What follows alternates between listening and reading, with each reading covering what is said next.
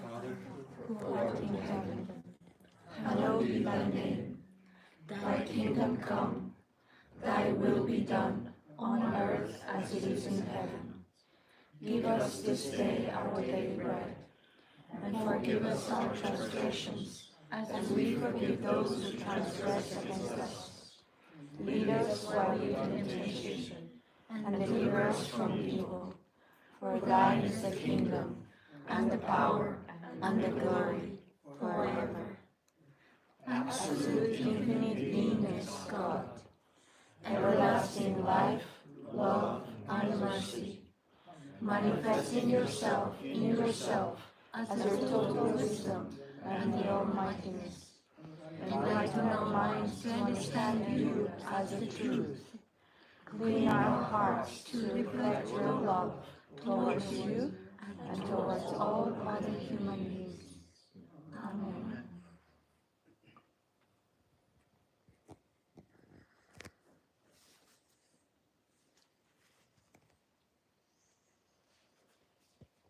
good. Okay.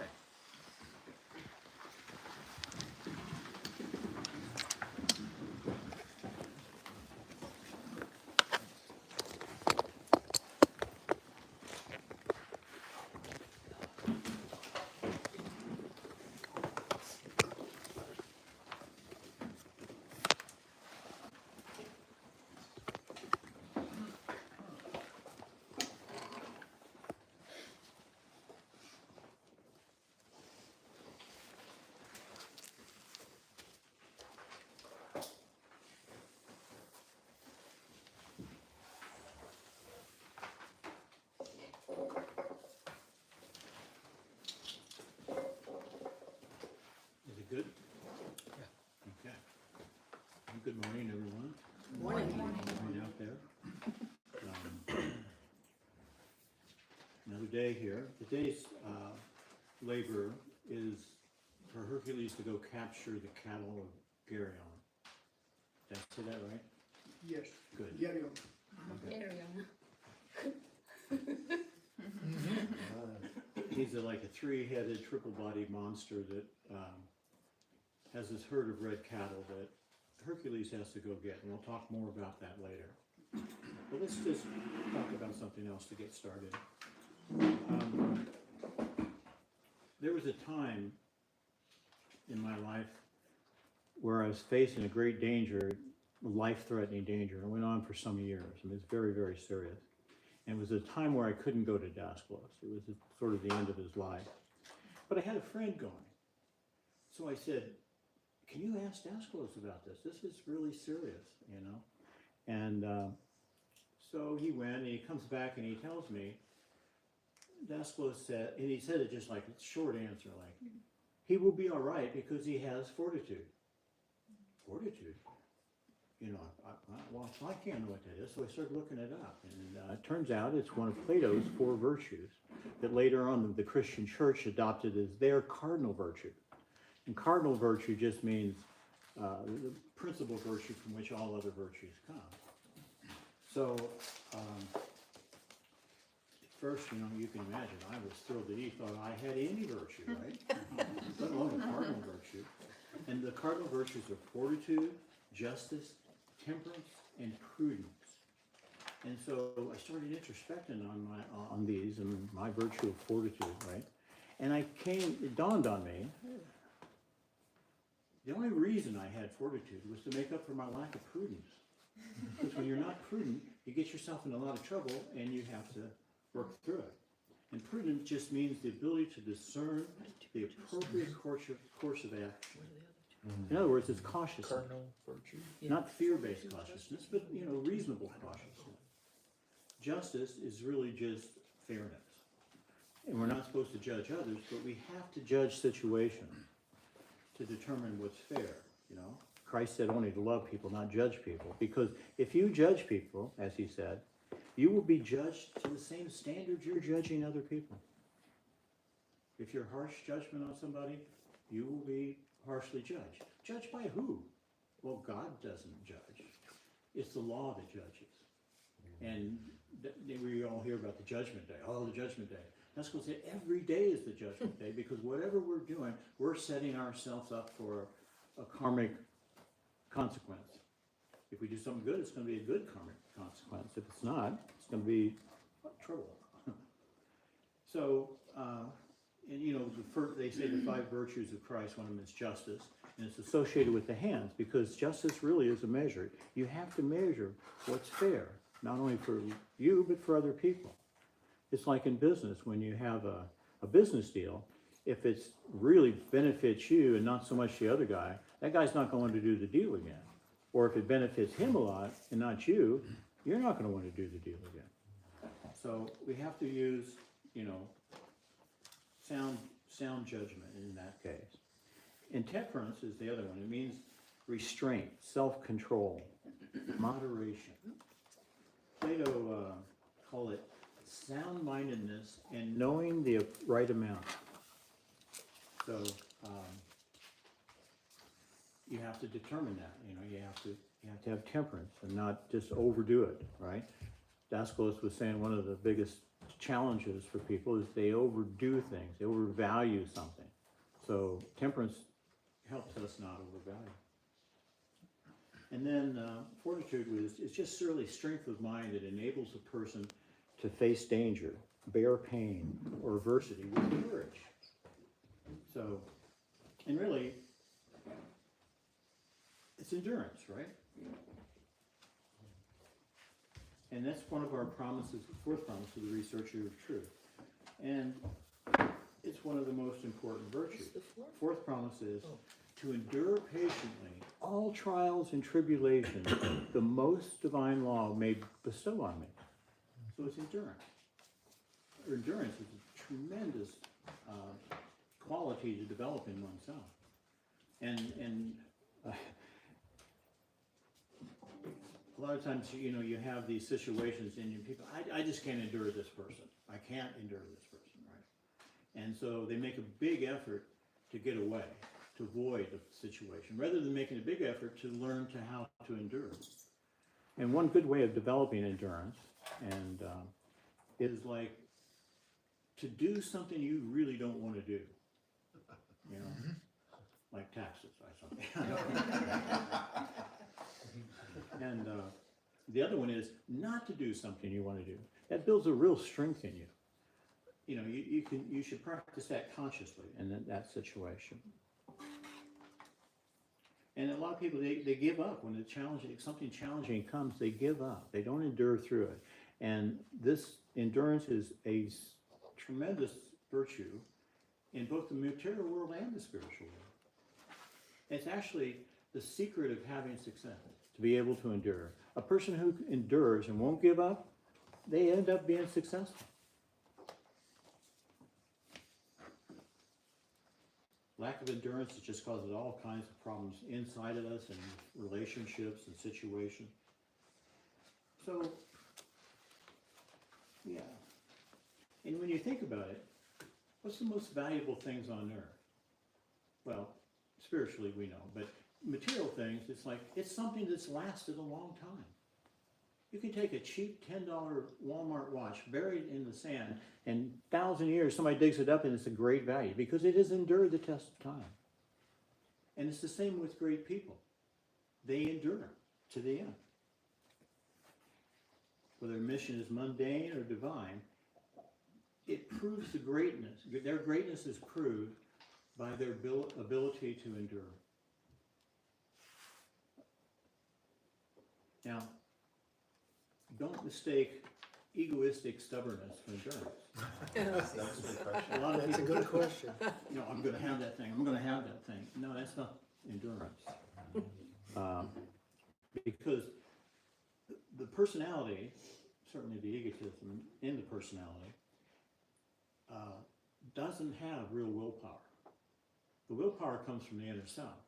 So what the personality has to do to have real willpower is to be able to align with that inner self and allow the willpower of that inner self to be expressed through them.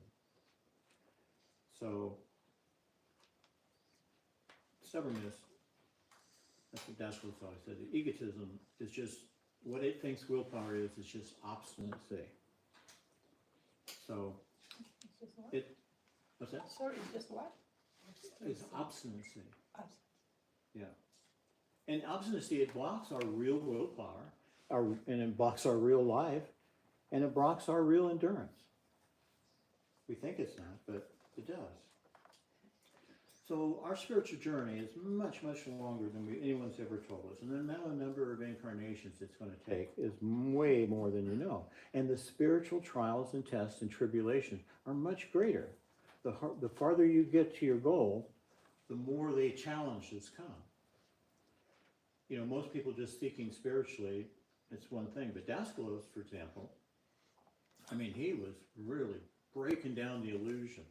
He was freeing people of the falsehood. Well, there's those forces that really want us to stay under illusion and falsehood. So, and it was like this. He was also, people would have, in Cyprus, they did black magic, right? And so, one day he started, it just came in, he started telling me all these stories of black magic that he was involved in. Really, I mean, they were just frightening stories. Because what he would do, people would come to him and say, oh, I feel like there's black magic on him. Most of the time it was their own elementals affecting them.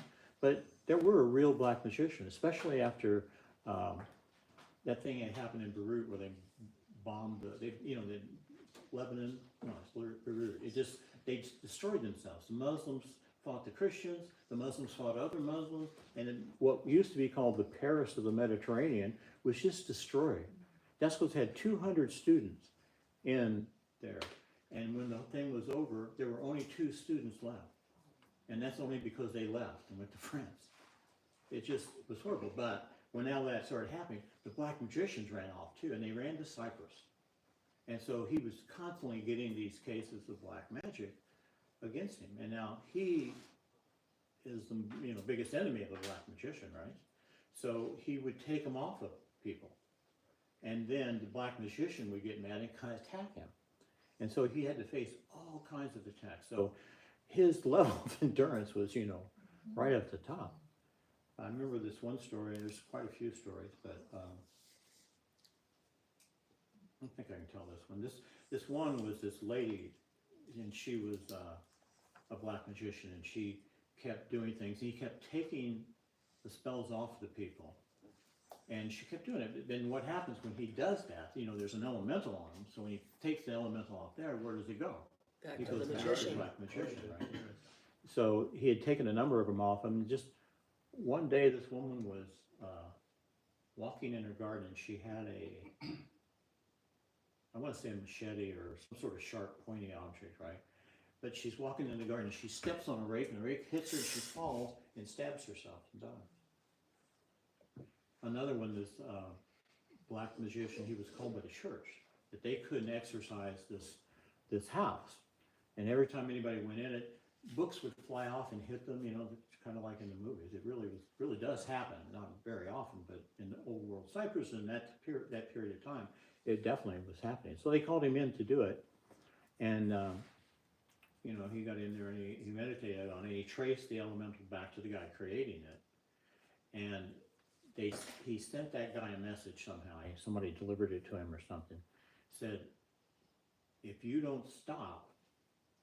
So first thing he did is he catch this elemental that's doing it. He said, I locked it in the corner of the room, up in the corner, put it like an etheric thing to block it, and it just held it there. Sent a message to the black magician saying, if you don't stop this, I'm going to let that go. And I want you to come with your black magic book, because he was aware they had this really powerful black magic book. And the guy comes and he gives him the book. He said, don't do any more, or I'm going to release this. And the guy did. And he released it, and it just struck him and made him blind. Oh. There was the biggest one that I heard, and it was another guy from Greece who was doing it.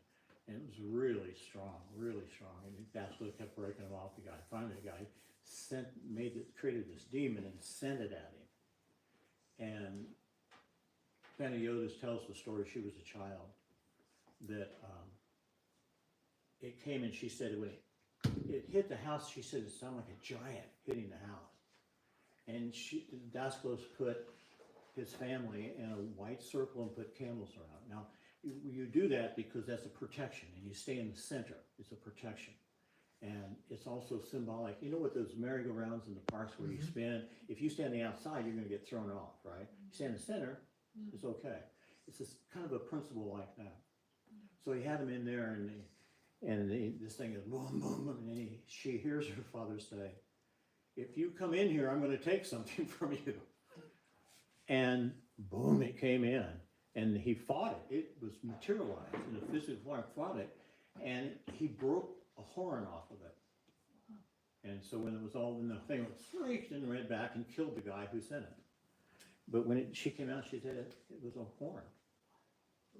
So, I mean, these sounds like, you know, fantastic stories, but he lived in a fantastic world. He lived in another reality that most people ever even consider. So, obviously, as he got advanced, he had to face all kinds of stuff, and of course, he had to endure everything, right? But the whole Mediterranean basin is a very long, because I grew up in Italy, and I mean, the stuff I came across there too is just, there's a long tradition of white and black magic in the Mediterranean basin, you know, that goes back to Egypt and wherever. Oh, yeah. And there's a lot of them in Italy Yeah, the too. Egyptians were really good, and they really had, you know, a lot more power than the people today. So as we go forward, Daniel, then we can expect, you know, our trials and stuff will get Yeah, tougher. absolutely. Yeah. Absolutely. And even little things like the technical problems, there's these forces that just try to break things apart that's going good. Yeah. And, you know, sometimes you think, oh, this didn't work, I shouldn't do it.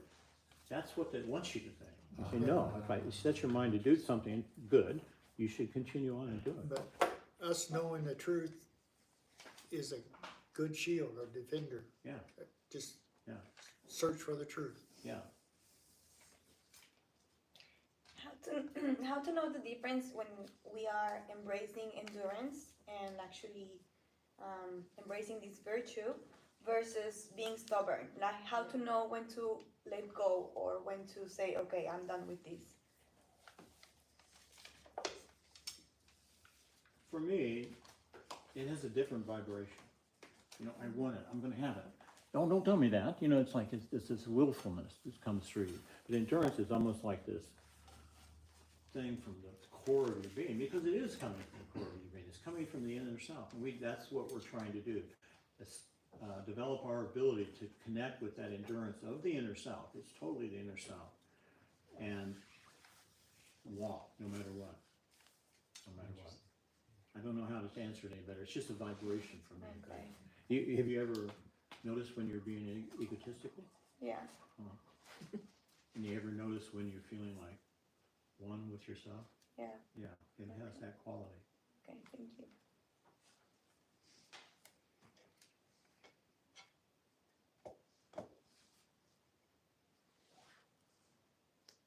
So even if you don't have someone initiating you, these trials and tribulations are all initiation. Every single one of the labors of Hercules is an initiation once you complete it.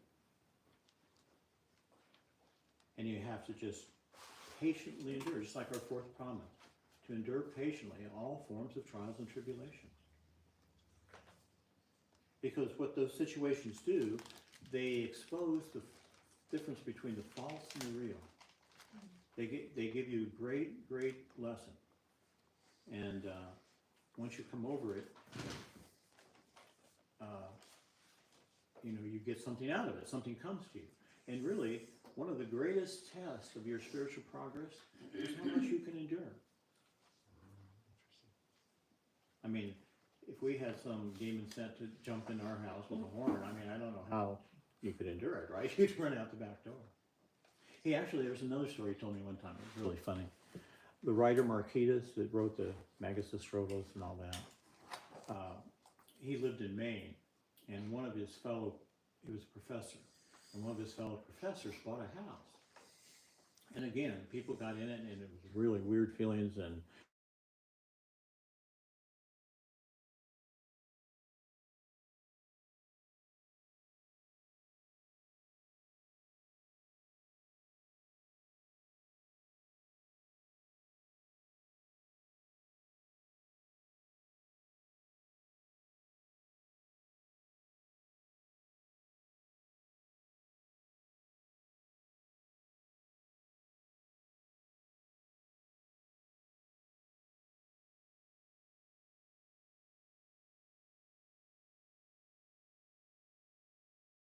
if you hold a cross and grab a hot electrical wire, will it protect you?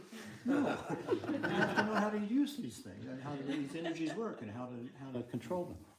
Danger. And the seventh one is sloth or laziness. And that can be laziness not just in your actions, but in your thought. I spent some time at my stepdaughter was an attendant and nun to Thich Nhat Hanh in France at his monastery.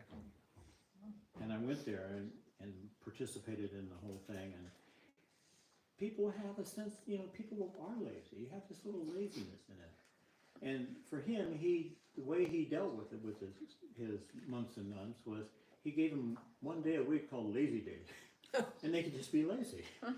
And it kind of broke at the need of being, continuing being lazy all the time. And Dascalos had his own way of, doing it. And he would I remember one time there's this guy comes in, a lot of times, not a lot of times, but sometimes people would come in and want to engage him in a theoretical argument about religion or spirituality or something. And he's sitting, the guy starts to argue with him, and Das goes, "Oh, it's too hot. I'm just too lazy to argue with you today." He refused to engage. So I think it's okay, we have this tendency, use it on something bad, like, "Well, I'm going to go down and go drink it." "Oh, it's too far to go. I'm not going to do it." Use it on something bad, not something good. And of course, we now have the seven heavenly virtues that counter the seven deadly sins, which are humility, which is being modest about showing importance; charity, be generous to others; chastity, refraining from sex. Now, everybody know about St. Thomas Aquinas, saint back in the 1500s? He had this prayer, and I'm going to say it now. "Lord, give me chastity, but not yet."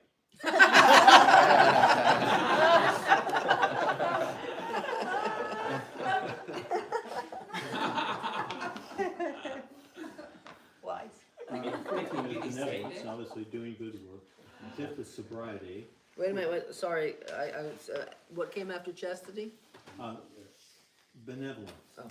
which is just doing good work. The fifth one is sobriety. Now, everybody thinks that's freedom from alcohol or drugs, and of course it is, but it's also not giving into excessive thoughts or feelings, words and actions. To be sober about your life, really. Not going into the excess of anything. It's Buddhism's middle way, right? And Dascalos said the two biggest mistakes people make are overvaluing and undervaluing. So they are doing an excess in that. And that's overvaluing or undervaluing people, places, or things. And of course, patience is the ability to accept and tolerate different things. But there's a fine mark here. Sometimes we're in a relationship and a person does something that really kind of bothers us. And we just tolerate it. We just put up with it. That's not love. Tolerating somebody's stuff is not love. You have to love them even in their weakness. Not the weakness itself, but the person.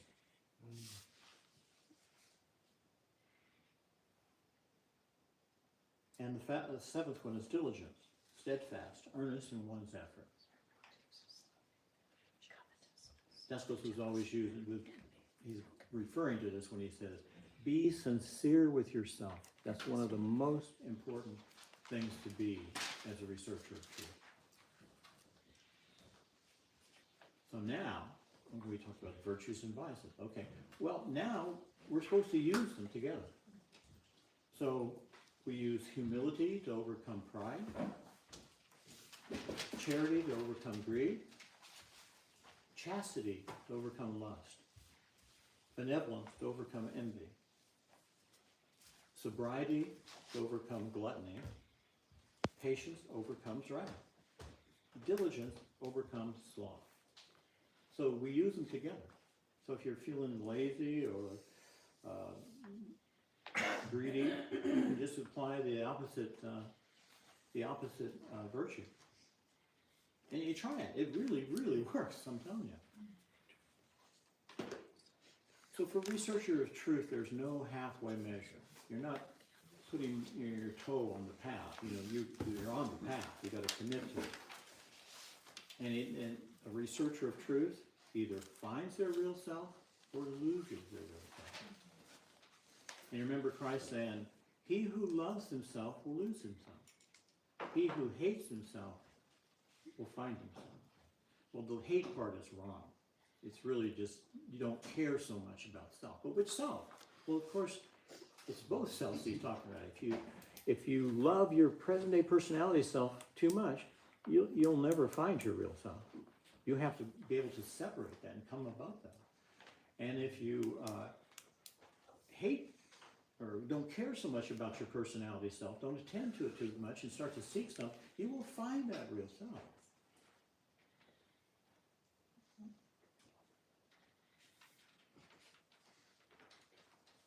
That is because there is no attachment? That is because there is no attachment? Yeah, you're losing your attachment, in the beginning, we are so attached to our present-day personality, because we've misidentified ourselves with that personality.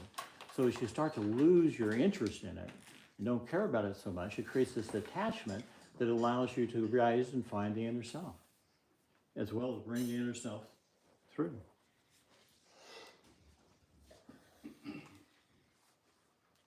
So yeah. Another one is, Maria, can you turn on the thing? Sure. I guess we do have one. D2C1. Faith. Faith is a virtue, a theological virtue. Faith, hope, and charity, those are the theological virtues. And this is the most simplest, for me, the way to understand faith.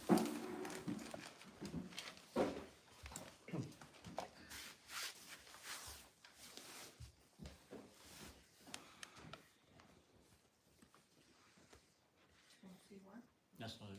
D2C1. This is the one, right? D2C1. Yeah. This is not it. Oh, it's like two. It's there. That's the one.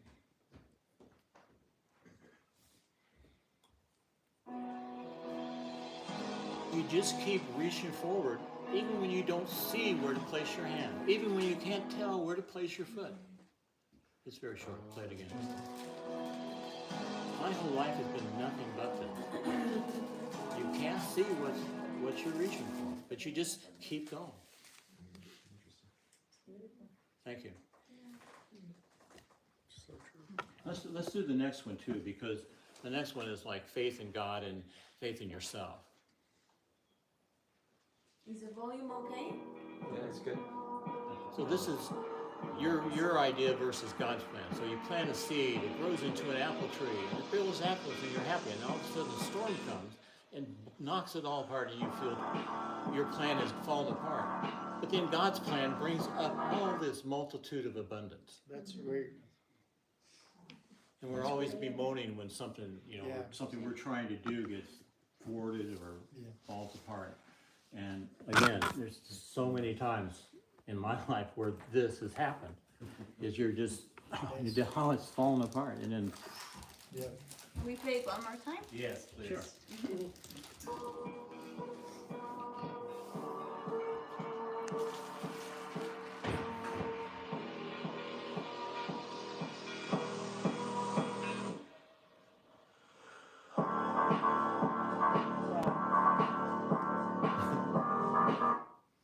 It's the goodness of God, yeah. That is so true. It's simple to understand it, seeing it that way.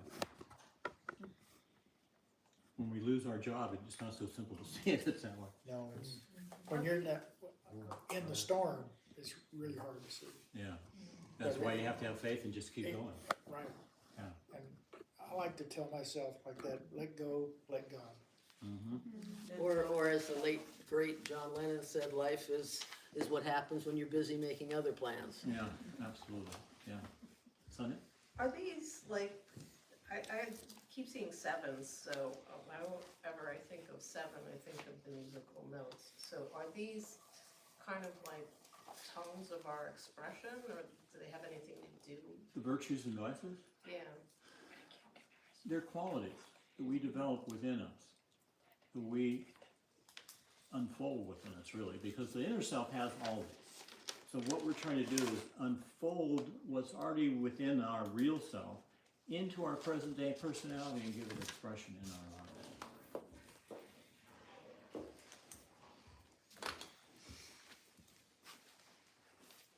Now, purpose. That's another great quality to develop in yourself, a sense of purpose. People that don't have a sense of purpose are like, I don't know, an unlit candle or something to me. The purpose gives you, to me, the purpose gives you this ability to endure. It gives you the ability to persevere. Did you ever have a crisis of non-purpose? A moment when you just didn't know what your purpose was? Until I found the purpose, yes. And when I was young, I had no purpose. I was just enjoying life. Went to college, I didn't really care about what I was going to in college. And then after I got out of college, it just, bam, hit me in a vision. It's this, and I've been working on it ever since. So ever since then, I've always had this sense of purpose. Daniel, but in another stage, isn't enjoying life a purpose itself? Well, sure. But there's more to life than enjoying our purpose. It's enjoying life, because we're here for a reason. This is a schoolhouse. The schoolhouse of life. And in the schoolhouse of life, we have lessons to learn. We have lessons to learn. And we should absolutely enjoy life. It's an insult to God not to enjoy the life He gave us. But we're going to face challenges. We're going to face situations where it doesn't feel so enjoyable. And we have to find them and get the lesson in that to move on. But all the time, sure, absolutely. It's like, I'm sure you've heard this, Zen story where there's Zen monks walking through the woods, right? And this tiger comes out and he starts running, and pretty soon he comes to the edge of the cliff and he falls off the cliff and he hangs on this little root. And he's hanging on the root. And then all of a sudden 2 mice come out and start chewing on the root, right? And he looks and there's a strawberry growing. And he grabs the strawberry. That was the best strawberry I've ever had.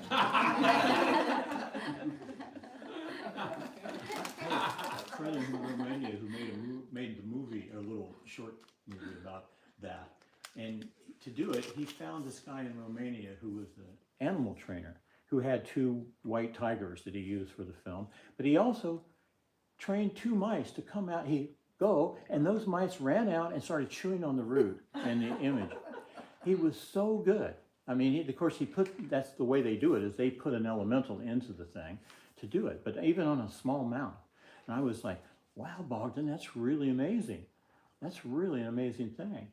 He said, we could also do it with flies. He would have flies come and land in his hand, they'd go around and fly, and they'd land back in his hand. Wow. So, I'm sure this is the Sufi saying that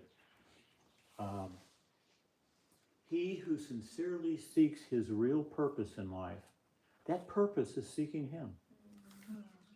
They call it the law of attraction, but it's true. It's absolutely true. It's true on anything. If you're seeking, maybe you're looking for a partner in life, you're seeking a certain kind of partner, and that partner is seeking you too. But the problem is we tend to think we're seeking this partner that has these qualities, but really what we really need to get that is we have to develop qualities in us that would attract that partner. If a drunkard attracts a movie star, it's not going to happen, right? So And that purpose of life is like a vision for your life, like to go for it. Yeah, if you get a vision, it definitely, that comes with your purpose, that's your purpose. And It's that- not the same thing. Yeah, they go It together, may. yeah. But sometimes you feel the purpose, you don't have a visionary experience of it, but you feel it. In my case, I saw it, but they're the same, basically, yeah. Coming into the purpose perspective, I think for me, what it looks like is as well feeling bigger than ourselves. The part of the purpose in life, it's realizing I am not just this little person enjoying my life, but there's something bigger that I'm part of. So how can I serve in that way? How can I contribute or what can I give? You know, because sometimes we think about what can I get, you know, from life. Yeah, that's like seeking a higher purpose. Unfortunately, we've been so brainwashed by school, society, the TV, media, all kinds of media, that we should, the one with the most money wins, you know, that's the best purpose. So there's so many people, all they're doing is seeking materiality. Yeah. But the one you're talking about is the higher purpose, yeah. So it kind of goes back to reaping what you sow. Yeah, it certainly does, yeah. Yeah, I mean, we do introspection to see what we're sowing, right? Yeah. And then we take corrective action for that. I mean, that's what moves us along. Yeah. And, you know, sometimes people purposely start this way and they go this way and, you know, but a lot of times, I mean, think about it. People, you know, they who get all that, get all the money, get all the cars, get the boats. At the end of their life, it doesn't satisfy. No, They want something else, something deeper, more meaningful. it's like that with me when I eat chocolate. They want something deeper. I'll those just eat people- one piece. Oh, I'll have another. Nicholas had this friend who, he was so poor. He lived with his mother as an adult, and they didn't even have a indoor bathroom. They were just, the house was, I mean, smaller, probably smaller than this. And he was always seeking, you know, just desiring money and wealth and everything. And one day he came to Daskalos and he said, "Oh, Daskalos, can you ask your father to help me get a job in the office where you work?" Okay, so he gets him a job, and all the time he's in there, he looks like he's just daydreaming. He's not doing the work very well. He's just daydreaming. And then everybody else thought he was lazy, but Daskalos knew he just kept desiring more and more. And one day he says, "Can I come to your class?" And Daskalos, "Sure." And so he's in the class, and Daskalos is teaching about visualization as a way of having things, you know, and da-da-da-da. And if you visualize what you want, you know. So after the class, the guy says, "Thank you, I got the secret." And Daskalos goes, "What do you mean by that?" He knew he got it wrong. And so he got the secret of visualizing more money. And so he sets off on this path doing it. And it grows and grows, and he ends up having these big hotels big apartment buildings along the coast of the Mediterranean Sea. He has so much money, but he completely missed the thing. He completely missed the purpose in life. And Daskalos, all through his life, the guy's coming to him. One time he came to me, he said, "Oh, I just lost 3,500 pounds. How did you do that?" "Well, I had this business deal and I didn't make as much as I expected." So he thought that is the law. He was so focused on money. Finally, at the end of his life, he comes to Daskalos, and Daskalos says, "Look, you got all this money. You got all these properties, but you're never satisfied. Why don't you take some of your money and take your family on a vacation?" "Oh, I don't have time for a vacation. You know, I have to do this and this." He says, this is his point. He says about anybody who chases too much money. He says, "What if you went blind? What would you really own then? You couldn't see your apartment buildings. You couldn't see all your deeds and paper. You couldn't see the money in your bank. What would you really own?" And he says, "Oh, don't say that, don't say that." I mean, it is really true. At the end of your life, if you went blind, what would we have, right? Well, we could have a lot, but if we put our sense of purpose and value in external monetary things, it's not gonna go well at the end. I mean, it's not that it's not wrong to have these things. Christ said, "Ask and you shall receive." It's just the overvaluing of them is what I'm talking about. But isn't that sort of like maybe a characteristic of a younger soul? I mean, you know, we have to go through that experience in some what? lifetime of A what? a younger, I mean, Souls souls, have ages? incarnations perhaps. Yeah, people say younger soul, evil soul. No, I You know, don't say this evil kind of soul, soul. but there The are. soul is perfect, pure, uncorruptible. What's not so much that way is, I think when they're saying younger souls, they just haven't had as many incarnations, so Right, they haven't had that's as what I much. meant. But the That's what I soul, meant. the soul itself, Yeah, It's no, not missing that anything. I understand. I meant just in terms Yeah. of experiences. They haven't had that experience yet, so they need to yeah, have the experience of yeah, yeah. just getting Right. lost in the material world, and then slowly there's the awakening at some point. So we talked about, I'm gonna call you in, Dave. We talked about the vast number of incarnations we have to have on earth.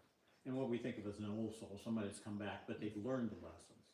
A lot of people come back and just keep repeating it, and they don't seem very old. But from the beginning, from the first Adam and Eve's, plural, it came to the planet, that was their first incarnation. And we've been going and reincarnating. Do you know that there's still some people here, it's not in their first incarnation, but it's in their second incarnation?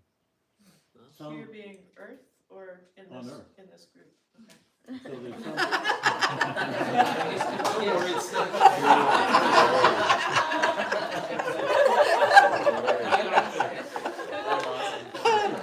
Maybe both. Maybe we are babies. because, you know, there's people back in the jungles of South America that have never seen anybody. They don't, in fact, they don't even know we exist. And if a comet would hit, all the people, depending on this material lifestyle, basically would die. If everything went down, we had to live off our own, we would die. They would be fine. And this is what happened. I'm a little premature on this, but I'm gonna say it anyway. This is what happened in the, you know, the pre-existing civilizations that built the pyramids and Tiwanaku and all those places. That civilization was advanced, and you can see very advanced stuff that we can't do now. But then some worldwide cataclysm came, and it wiped out the people. But the only ones that survived were the ones who could just eat off the forest. And it would be the same thing now. Those were the ones that would restart the civilization, just like they have probably more than once, for sure. David? Yeah, just in regards to the purpose of life, I just keep hearing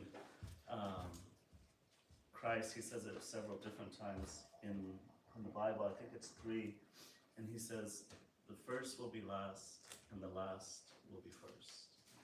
And when I was in doing psychotherapy, I specialized in suicide prevention for adolescents. And so one of our best techniques was to get the young adolescent to end up turning their story into a hero's journey, right? And to, a lot of times they were violated in so many different types of ways, where we would try to figure out very clever ways of them to use their experience to help others, right? And so one of the most powerful techniques that I saw in the therapy room was to try to get them to align with being of service for others. And so we used to have a saying in there, is that anytime you're trying to find your life purpose, it's always in service of others. Which again, I just keep hearing Christ singing, the first will be last and the last will be first. And if I remember the verse correctly, I was trying to find it right now. I think it's in Mark chapter 10. but anyway, the disciples were arguing over who's going to be on the right hand side of Christ, and he's telling them that they had it backwards, basically. And so it's the ones who go and they serve humanity and push them in first to go. And I don't know if I'm saying this properly or getting the idea off, but it's there's something super magical, like Andres was saying, when we can find something bigger than ourselves to be a part of. So anytime I feel like we are looking for that purpose, find a clever way to be of service for humanity in some type of what our niche is, you know, and in regards to Daniel, when he found his purpose, it was building the center. And now look of how many people are coming here and how many more people are about to come here, you know, and so it's finding our little niche of clever ways to put others first, as Andres was saying too. It's like it gives us that sense of being part of something bigger than ourselves. So I just wanted to add Great, to thank that. you for that. That's perfect. That's exactly right. Christ, obviously, we could say he was the best example of a human being. And he came not to be served, but to serve. So if the highest comes to be the servant to others, we should be doing the same thing. Serve God, serve others. That's daily prayer. Well, the best way to find your purpose is that, find a way to serve. But it's also, you'll be led by your own interest in things. And if you follow a false purpose, you'll always feel something's missing in your life. Something's not quite there.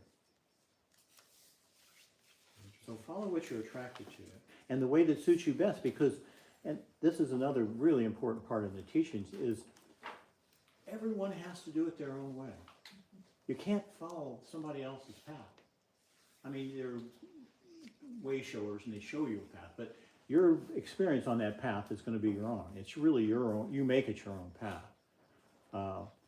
Back in the Arthurian legends, you know, the Knights of the Round Table, they had all these great experiences and everything, and then they were sitting around table, and after they had done all their heroic deeds, and they're bored. I mean, they are really bored. They're not doing anything, and so they decide, we got to do something. What should we do? We need another quest. Well, what's the highest quest? Well, the highest quest is to find the Holy Grail of Christ, right? So they go off in the search of the Holy Grail. Now, each of those knights went off in a different direction. And if one knight would have followed the other, it would have been considered a failure completely, a shame.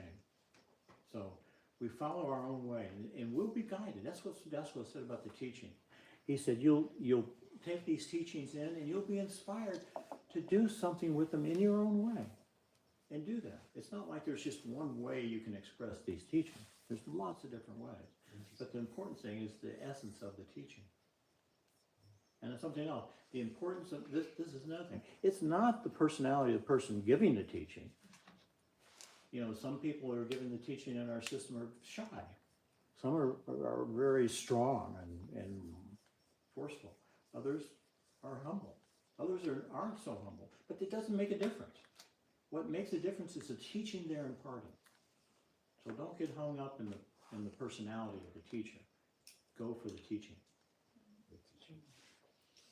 I think we better stop, shouldn't we? Yeah.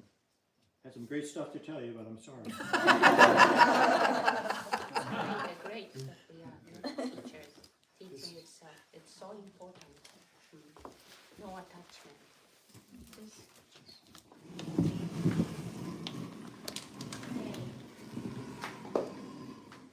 Good morning, everyone. By the way, I heard you can't listen well, but are you listening well right now? Just Could you hearing just well. respond? Hearing. They said they were having trouble hearing well, so. Yes, but now, are you listening well? I'm asking I see. to them. Please let me know if they can't. I try my best to speak louder. Yeah, I think that's gonna help. But is it enough? Tone? I think so. Could you just ask their Let's see if somebody can put something in the chat. opinion? Maria, could you please turn on the Demonstration. Yeah, I can hear you. Oh, thank you. Okay, thank you, thank you. There's one picture or the other one? Daniel, where is the picture? There's Which one? one? I asked you. Oh, you asked for that Oh. picture. There's one? Yes, that one, please. Enlarge. And could you please pass this one by one? Please take one piece of string for each person. And if you have a string, could you prepare? It might be too late, but maybe later, whenever you have time, the people over the screen prepare this kind of string. And then Yes.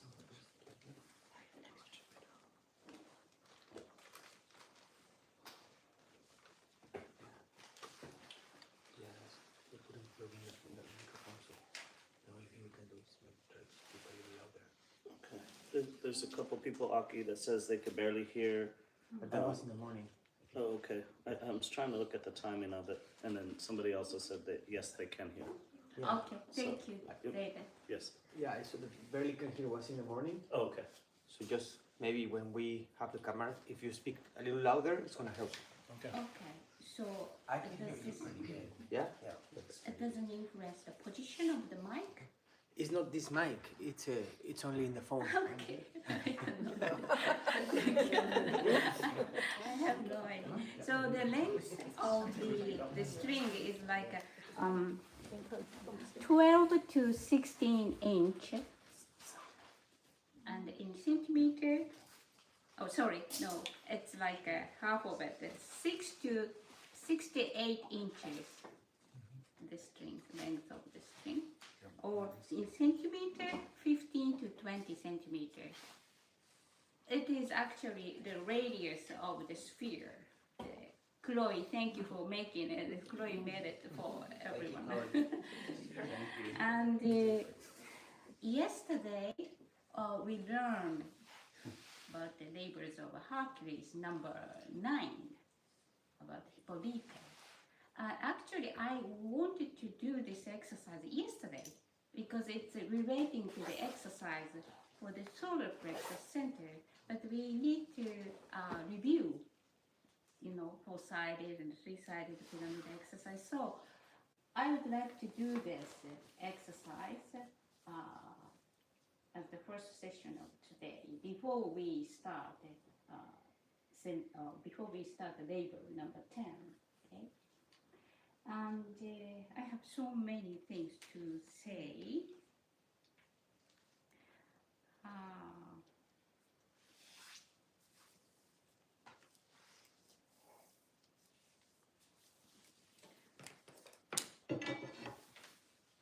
I have to stand. That is that, okay?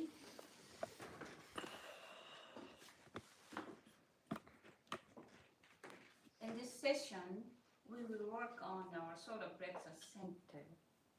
And this is do you remember? This picture is from the labor of number 8, stable of Augeas.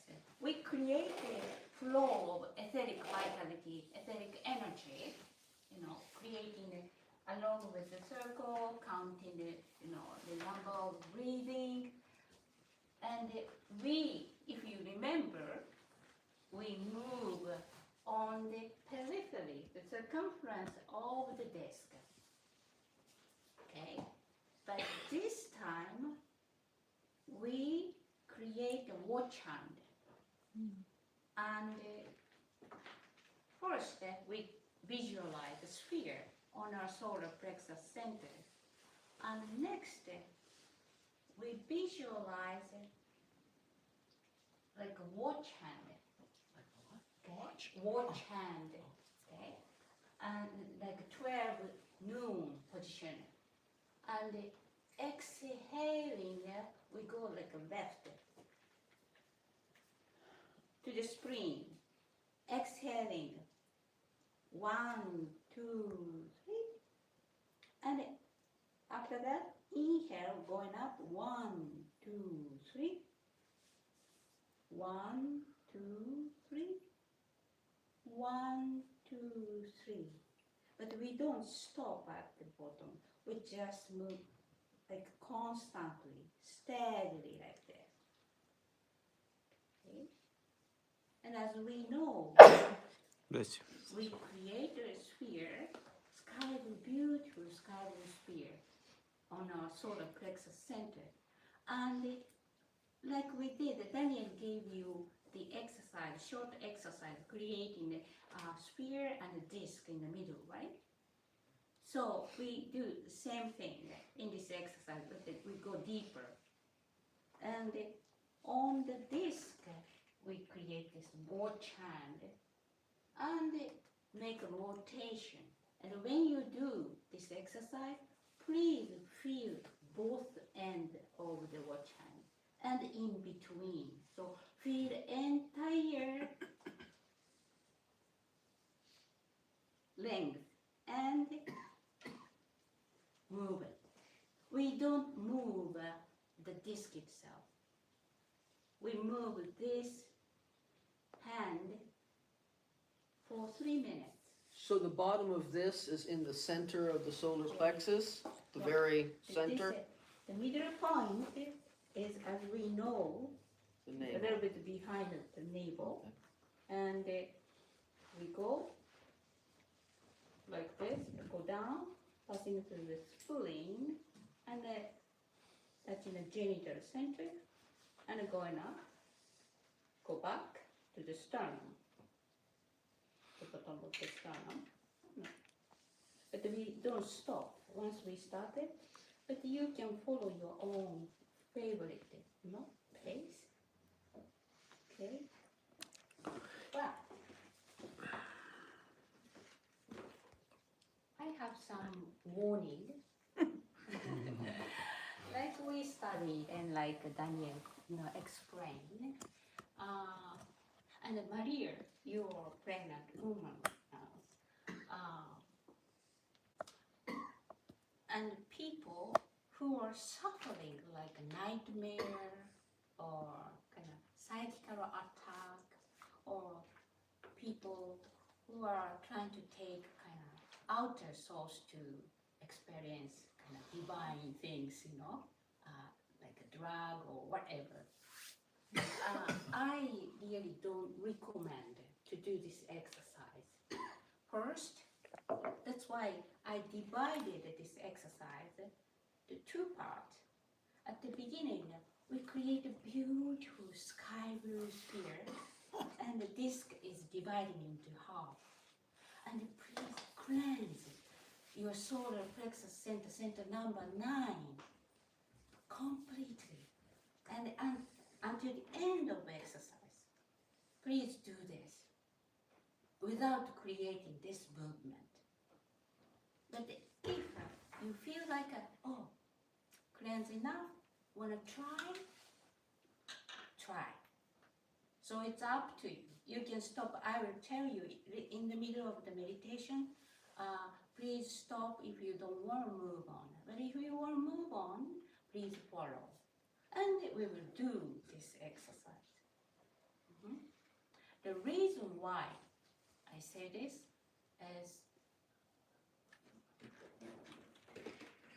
when we work on moving on the periphery of the disc, or moving the watch hand like this, we will go, if we rotate it and activate it, we will go in, slipping for a psychical world. And mostly we land in the vibration which we have right now. So if you are having a kind of hellish condition, yes, all the world is from the highest world to the lowest. Lift ourselves up more. It's If you want to try, please try. But my advice is whatever happened during the exercise, keep viewpoint of observation as your eyes. whatever happened, this is a key. Whatever happened, even now, so many thoughts and emotions and many things going, just keep your observation. Develop your self-awareness and go in the exercise. Then whatever nightmare or heavenly stuff happen, you can observe the condition. And after coming back, take a journal. Yes, Sandy asked a beautiful question about the labor of Hercules. How about the coping with the fear? The fear means present day personality.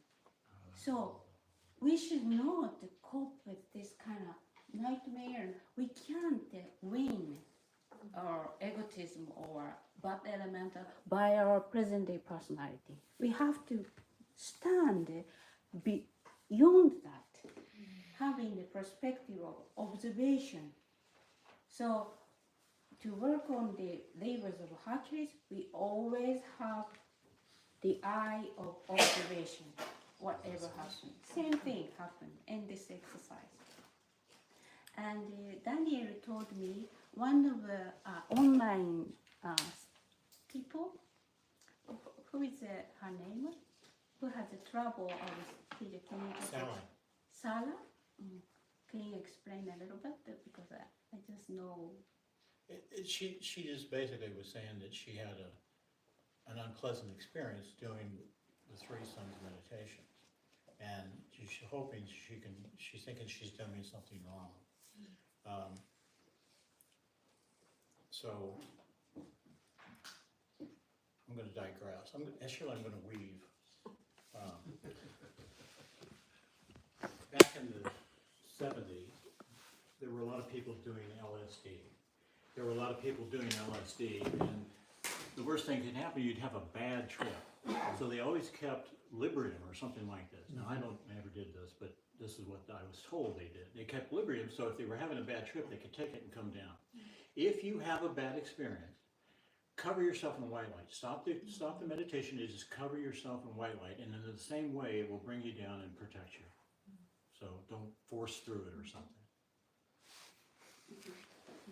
So, but I wanted to say, I'm sorry, Sala, mentioning your name, but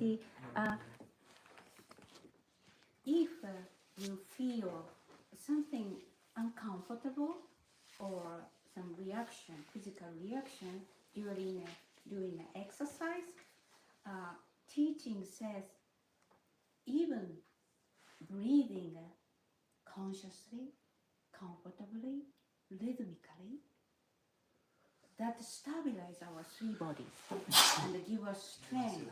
Salute. Give us strength. And please don't judge yourself. Oh, other people are doing it, for the exercise. But I can only do, pattern breathing, which is very basic. No. By doing this kind of exercise deeper, the same result happens. So please don't judge yourself and stay on pattern breathing. I heard you had a seizure by doing the exercise. In such case, it's so important to create a pattern breathing comfortably and go deeper and make a wish to cleanse your body. This kind of simple thing works best. So, pattern breathing, luminous white light, light body, and sky blue sphere, carrying your baby, or carrying psychomoetical condition. And if you feel good and feel good, ready to go, means ready to observe everything. Then try. Someone studied Hindu teaching. What's that? You. Sorry. You. Yes. Alex? Yes. You are studying Hindi teaching Yeah, yeah, Right? with, Do you know the story, analogy of a Himalayan musk? Himalayan musk? Elon Musk. Not Oh. Elon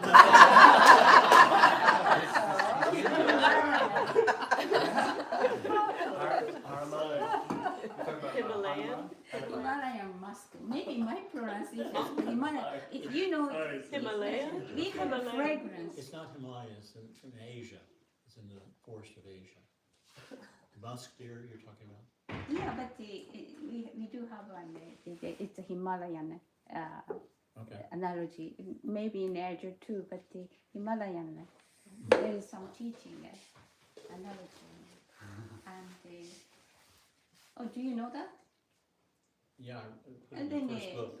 yeah, you can talk It's, about what it she's more. referring to is this thing that happens, and musk deer, it's a small deer, but it has these scent glands, musk, and everybody values it, and they use it for perfumes in America and everything. But in those remote times and places, the villagers try to gather it too from the deer. But what happens when the musk deer starts emitting this smell, it's like, it gets like intoxicated. And it's looking for mates, like to mate with another musk deer, right? But it doesn't realize the musk smell is coming from itself. So it starts running around frantically trying to find this other deer. And sometimes they does so much of it heart burst. And then the villagers go and they cut out the musk. So her point is, we shouldn't be like that, seeking this inner Yeah, self. I'll tell my point then. Yes. My point here is it's a teaching of what you study, and it's a beautiful analogy and story. As Daniel explained, there is a musk and a mountain, deep mountain, and once the deer emit, like a, how do you say, the fragrance? Hormones. Yes, yes. From once mating season comes, the male one emit the fragrance, and they smell it, and they get so excited, but they don't know where it's from.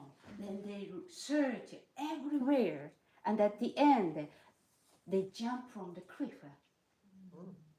They got excited, don't know what to do with the, search for everywhere, but couldn't find it. They can't find it and jump from the cliff. And the, hunter take that part, from the dead body and use it for the fragrance. What I wanted to say, and the teaching says, is like it's just like us. Once we know, I would like to, seek the truth and search for everywhere, do whatever we can do. But actually, we have a sacred center in us, like the deer. So, of course, the God is everywhere. We can search it. We can find any divine nature and essence. But when we work on the door to open the gate to reach the God, is in us. Okay, please remember. What about the speed, sister? Is this the Speed. normal speed, the three pattern rhythm you are suggesting? Because normally I tend to visualize it fast. Okay. Teaching says whenever we make a count, follow according to your heartbeat, like a rhythm. You don't need to listen all the time, but you can feel your pulse of life, right? The beat of your heart, right? And naturally follow, but no tension. Don't judge, I go slow, I have to go a little bit faster. No, just follow comfortable rhythm. But count is important. Rhythm is important. 1, 2, 3, 1, 2, 3, 1, 2, 3. Please follow the rhythm. So it's okay. Any speed is okay. I guess my question is, in this exercise we are following this speed with pattern breathing. Normally in the three-zone meditation, you recommend to do the same, or it's to see it spinning faster normally? I'm sorry, I don't get the, So I had in my mind, Mhm. and I have been practicing the meditation more like seeing this disc spinning like very fast, basically, because that's how I understood it. So First of all, we don't rotate the disc itself, as I said yesterday. We create watch hand, and first slowly, following your beats of your heart, pulse of your life.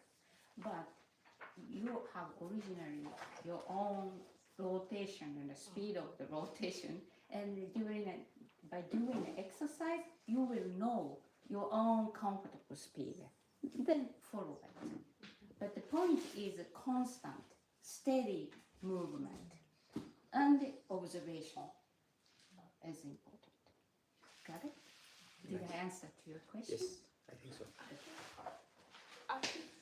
I was just wondering, so it's, the inhale is down No, or? exhaling. exhales This down. exercise, starting with exhaling from the 12 o'clock. Exhaling in 3 count and move to the left side, and inhaling in 3 count. Okay. Are you ready to start?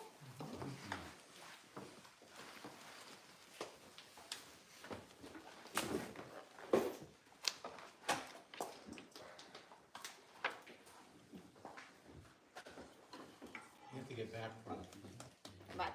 It works better than that. Unless it doesn't.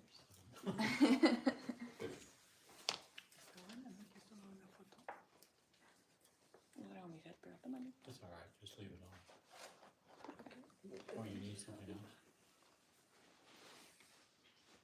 Maybe Timmy just wants to stay on.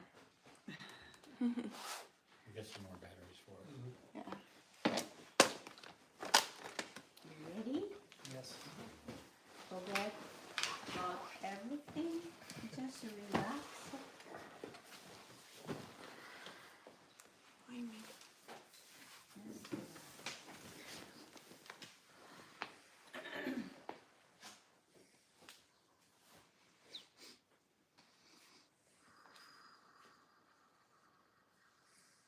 Close your eyes. Relax completely.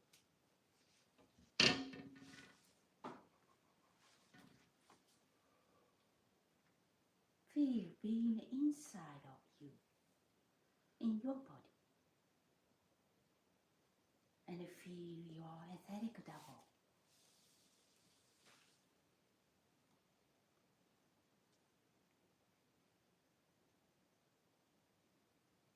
Breathe deeply, consciously, and rhythmically in 3 counts, according to the beats of your heart.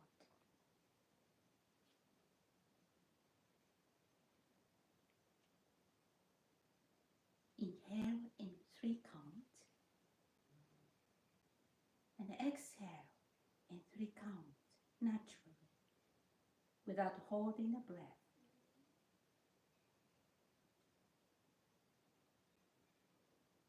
Just relax completely and keep breathing.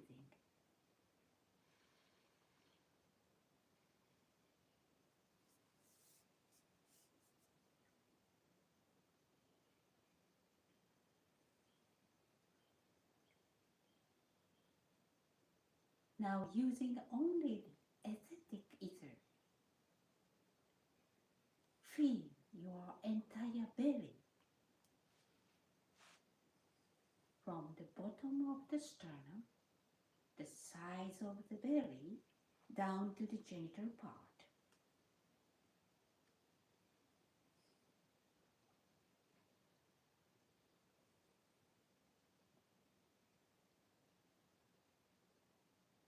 Just feel there.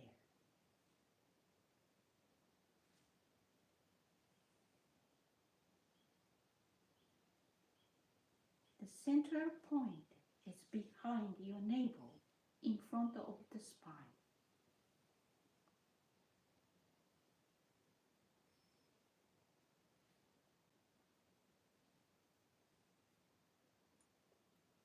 Next, using the imprinting ether, visualize a brilliant, beautiful sky blue light emanating from the central point in all directions.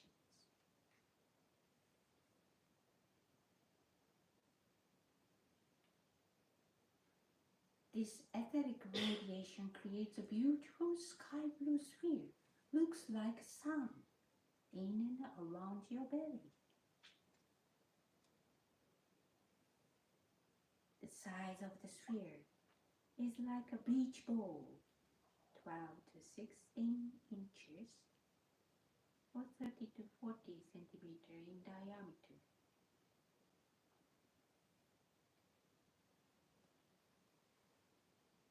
It is your solar plexus center, the center of the Holy Spiritual Superconsciousness.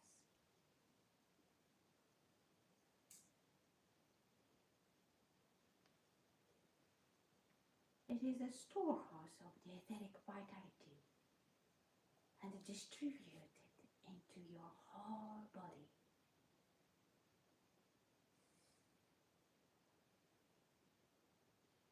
The more you breathe, the sky blue sphere becomes brighter and brighter.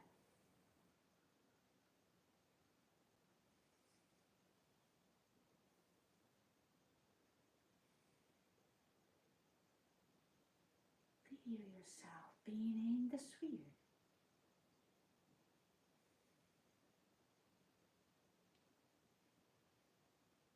And attune with the light.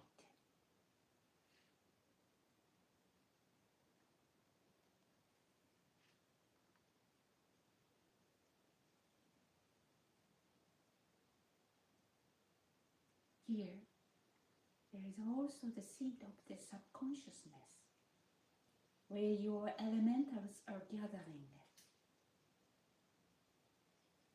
Dissolve any strange vibration with this light and cleanse completely.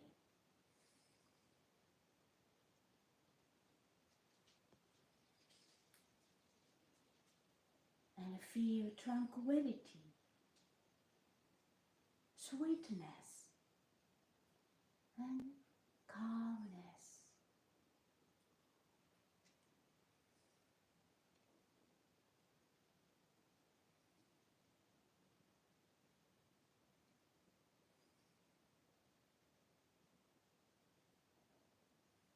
The Holy Spirit uses this light to build your body and keep it strong and healthy.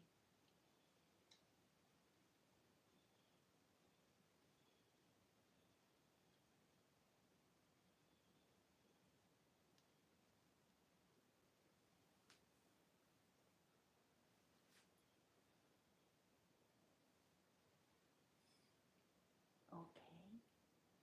Now, some of you may remain in this comfortable state until the end of the exercise. Remain in this state, and the one who want to move on, follow me. Next, visualize a very thin disc dividing the sphere into two equal hemispheres in the middle.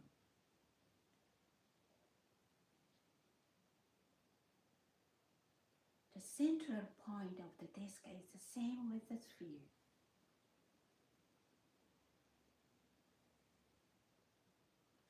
The color of the disc is whiter and brighter than the other part of the sphere.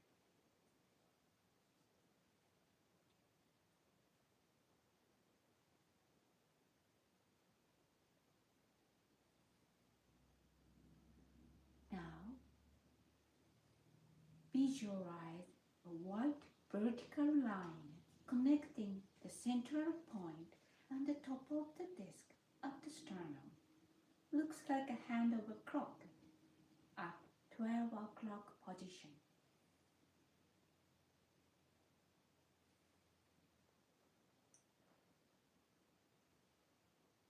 Using the kinetic ether, now rotate it clockwise on the surface of the disk. See and feel that you are on the surface of this disk.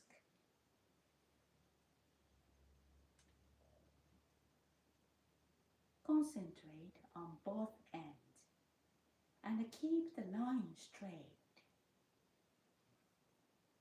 The center point is fixed and the other end point moves on the circumference of the disk.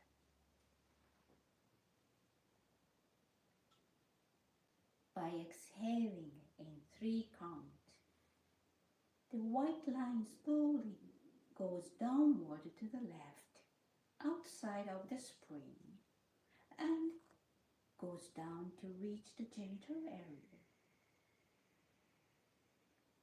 Then by inhaling in 3 counts, now heading upwards and passing outside of the liver, and goes back to the top of the disk at the sternum at 12 o'clock again.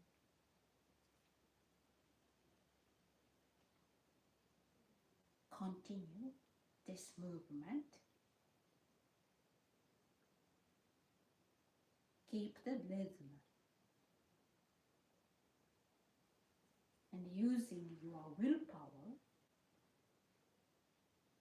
concentrate, visualize, observe the movement.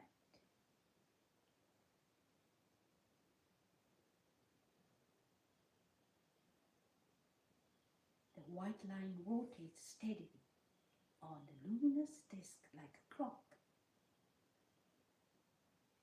Wish to cleanse your solar plexus center.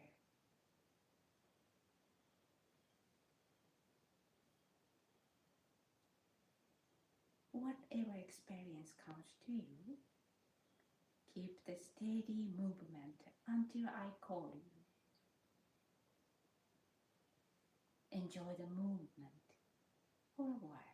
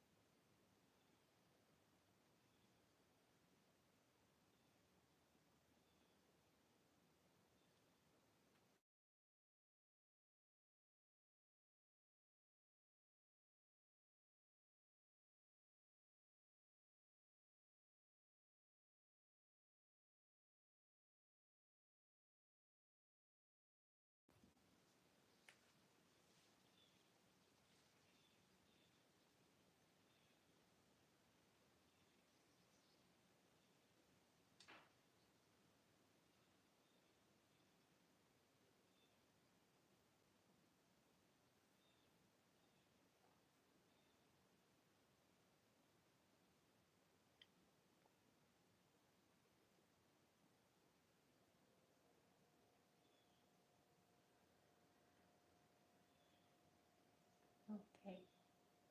Now,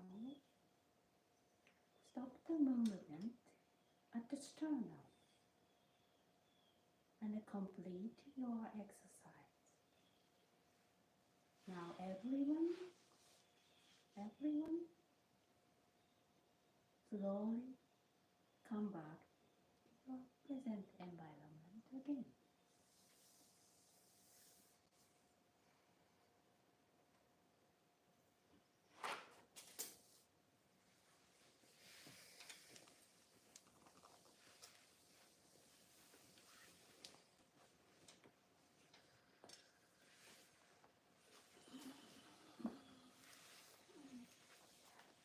When you come back, slowly take your time.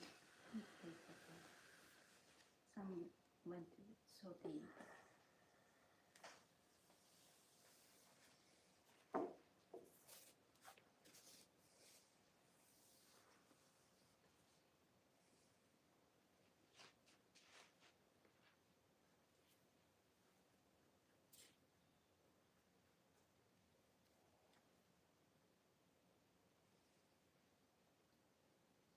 You know,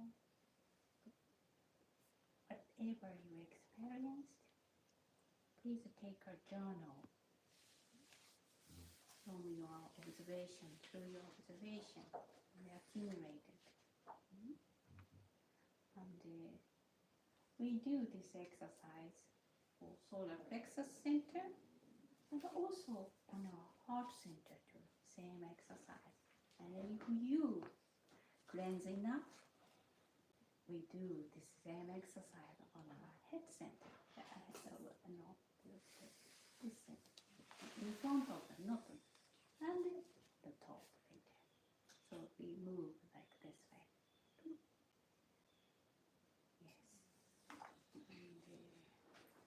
And, oh, please do not do this exercise. Don't do this exercise too much. At most 5 minutes. And follow my instruction, teaching's instruction. Don't do too much. Yes. Thank you, Elke. Thank you. Thank you. Very nice. Thank you. Okay, we'll take a break and come back here. What time is it? 7:15. Okay, let's come back at 11:45. Okay. Well, let's make it 11:30 because the lunches are coming. 11:30. 15